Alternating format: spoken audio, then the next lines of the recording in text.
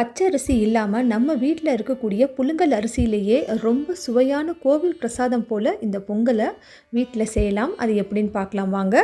இதுவே நம்ம சேனலை நீங்கள் ஃபர்ஸ்ட் டைம் பார்க்குறீங்கன்னா சப்ஸ்கிரைப் பண்ணிக்கோங்க. ஹலோ வியூவர்ஸ், வணக்கம். நம்ம டெய்லி சாப்பாடுக்கு யூஸ் பண்ணக்கூடிய புழுங்கல் அரிசி 200 ml கிளாஸ், ஒரு கிளாஸ் எடுத்துக்கணும். அதே கிளாஸில் அரை கிளாஸ் பாசி பருப்பு எடுத்துக்கணும். 1க்கு அரை அப்படிங்கிறது கரெக்டான பக்குவம். பாசிப்பருப்பு இந்தளவுக்கு நல்லா செவந்து வர அளவுக்கு வறுத்துட்டு அரிசியோடு சேர்த்து 2லேருந்து 3 தடவை நல்லா கலைஞ்சி வாஷ் பண்ணி எடுத்துகிட்டு நல்ல தண்ணி ஊற்றி இதை 1 மணி நேரம் கட்டாயம் ஊற வைக்கணும்.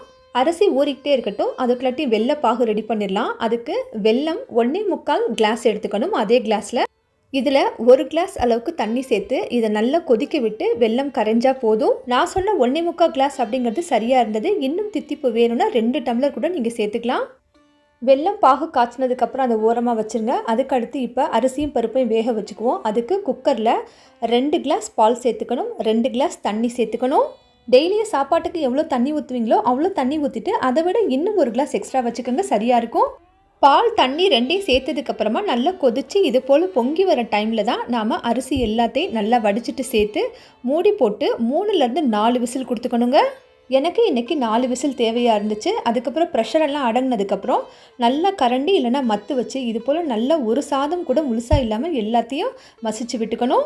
வெல்லம் சேர்த்ததுக்கப்புறமா நம்ம சாதத்தை மசித்தோம் அப்படின்னாக்கா மசிக்க வராது. அதுக்கு முன்னாடியே நல்ல சாதத்தை மசித்து விட்டுட்டு ஏற்கனவே நம்ம காய்ச்சி வச்சுருக்கக்கூடிய வெள்ளைப்பாகை வடிகட்டி சேர்த்துக்கணும்.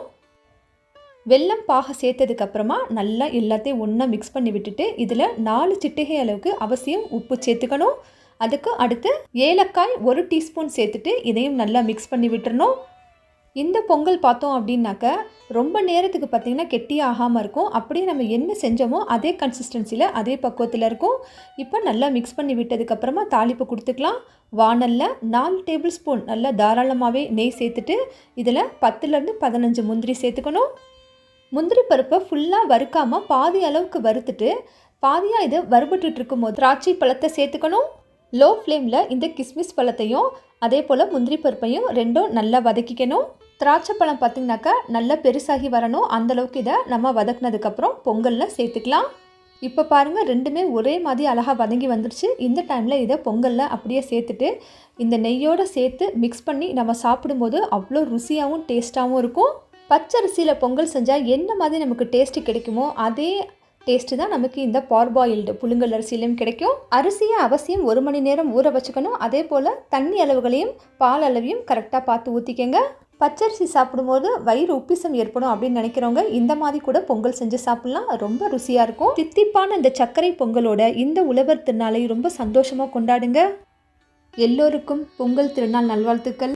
இந்த ரெசிபி உங்களுக்கு பிடிச்சிருந்ததுனாக்கா நம்ம சேனலை உங்கள் ஃபேமிலி, ஃப்ரெண்ட்ஸ், ரிலேஷன்ஸ் எல்லாருக்கும் ஷேர் பண்ணுங்கள். டெக்லிக் டேஸ்ட் சேனலுக்கு சப்ஸ்கிரைப் பண்ணிக்கோங்க. தேங்க்யூ ஃபார் வாட்சிங்.